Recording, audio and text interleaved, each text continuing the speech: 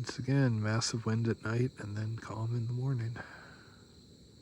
Little before 8 and I'm about to force my way out of the tent.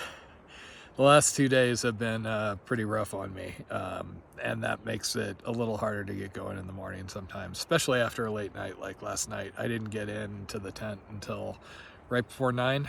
Usually it's 8 at the latest.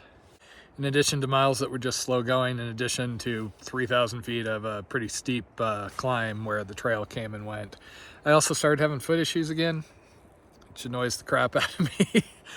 Fairly clean socks, all that, and it's basically on the top of the toe towards the back. It feels like grit is rubbing, and once it causes, a rub, that starts really hurting. I stopped, I cleaned it off, I aired my feet out, and I even taped it up, but tape came off and just seemed to get worse. Due to the foot issues I had at Safford, I did get a bigger first aid kit with a bunch of Band-Aids and some random tape that they had at Walmart. So I do have some things to work with, but my feet sweat to the point where even with the light hikers and the lighter socks, it's really hard to get anything to stick to them. Climbers tape used to work. Metolius had something that was used for climbers taping up the back of their hands, and I used to always carry a roll of that, and then in the last year or two it's gotten a lot less sticky, so it seems to come off. So last night I was stuck basically up on a ridge in the middle of a windstorm with it getting dark. I saw on the print maps that Brett Tucker made that there was a marked campsite down here. I don't know what the source of those are, but I figured, oh, okay, well, that's something. Got down there and I saw a guy who was bivvying. Don't think I woke him up. Not sure who he is. I heard there was somebody who had been on the Muggion trail who jumped on the Get. Sprout and Mustard ran into him, I guess.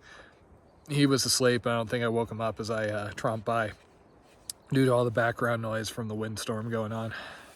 I basically went a couple hundred feet down the non-Get trail, found a spot that I could clear off that was only, reasonably tilted, and that's where I set up. I was really happy to just get in the tent. Looking at the map and the profile from the GPX, it looks like I have 3 big passes to get over today, one of which will go up above 10,000 feet. At which point it's a long, long downhill. Normally I would say that's what I'm aiming for, but after the last 2 days, I'm a little wary of making hard estimates. I did see there was another fire relocation on the northern end once I crossed into the Worthington wilderness. I don't know if I'm going to take it after, that whole Diamond Creek thing. I'm not sure that actually saved me anything, but yeah, I'm not expecting nice clear going today. Oh my God, that is sexy. No, I don't have a foot fetish. These are just brand new socks. And you have no idea how nice these feel. After a couple of days, they tend to get ground in with dirt, especially the darn toughs, and they just get hard. Even if you wash them, they never feel quite the same as a nice poofy new pair. So this actually wasn't that bad. I actually like having a slight tilt just because I never have to worry about my head not being uphill. If you're exactly flat, I've ended up inverted a little bit. Only problem is if I'm steep enough where my pad starts sliding down, but that's more of a problem with the air mattresses and that foam. So the guy last night was camped on the flats over there. Wind is really one of my least favorite weather phenomena. Just makes everything worse, If it's cold, it makes it a major thermal issue. If it's raining, it makes it misery. If it's super hot, like with the Santa Anas, it just dries you out.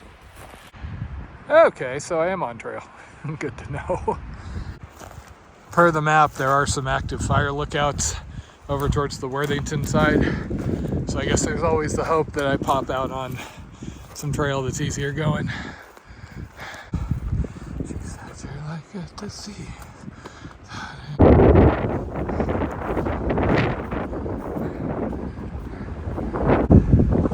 Yeah.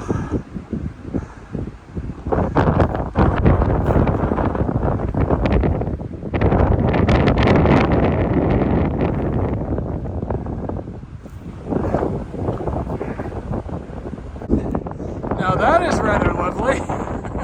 A sign of new trail work.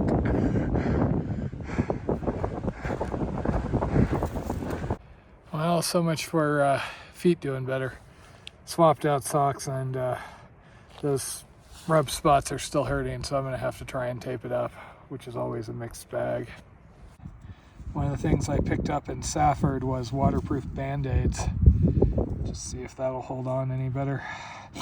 I also have one gel toe cap, but that tends to move off. Oh, I love pipe springs. That's just so satisfying. So I'm just past the saddle up to San Mateo Peak. As much as a big peak like that would normally be on my radar, not in the middle of a carry this long. Well, damn it.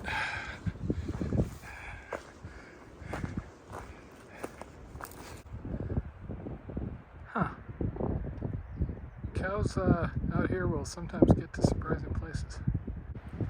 So I don't see any marks on them. I wonder if they're feral cows. I know that Gila had a note out about the rangers trying to track down feral cows. They were here because there's a spring.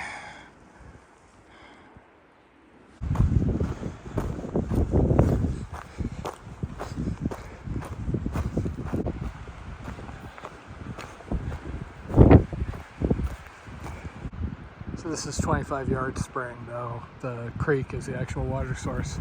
I'm being a little more cautious on water since I don't know how quickly this is going to go.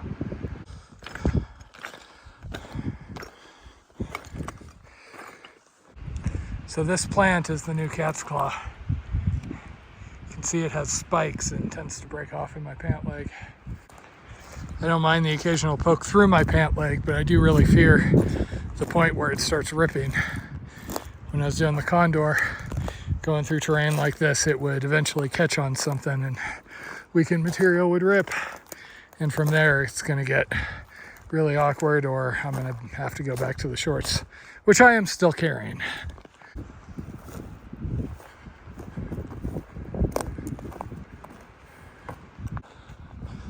So I actually just got cell again.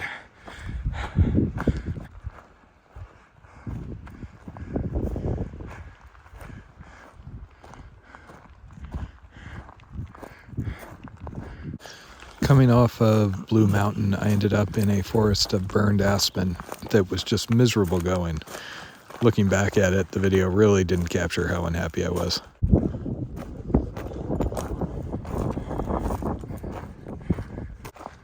I've had small sections of decent trail, and then it dumps me on stuff like this, which isn't too bad, and then it'll drag me through hell of, down trees, etc.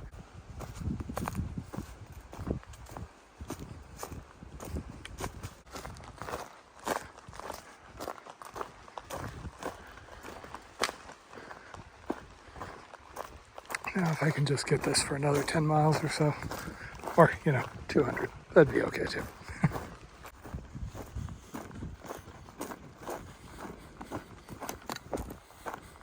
Every time I see something like that, I get all excited and start looking for a cave entrance. Anytime I go over there, I'm always disappointed though.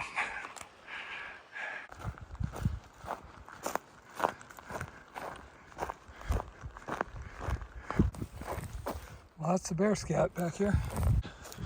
Well, that was nice. Miles and miles of gradual descent, actual trail, and no burn area. Now I'm doing a cross-country cutover. Looks like the climb of the Worthington Range is going to start right over here. I'll probably try and find water once I'm over there and set up camp a little early, considering how yesterday went. Uh-oh. That looks like smoke. Previous smoke I've seen, I've had locals confirm it was prescribed burns. I don't have any way to verify it by myself though.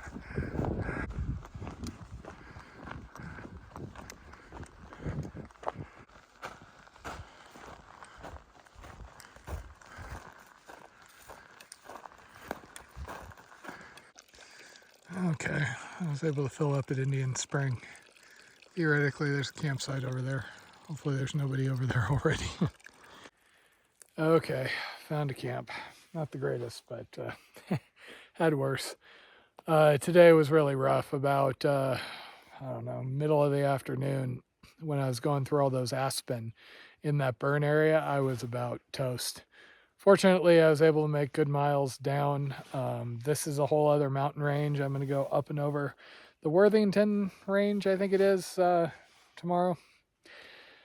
Yeah. I'm really tired of burn areas at the moment, but we'll see. Home sweet home. Don't know how I managed it, but I got something on my back. Every time I have something pressed against it, I feel like little stabbing. Probably a leaf or something. When you're bushwhacking, stuff falls between your shirt and your pack quite often. It's really annoying.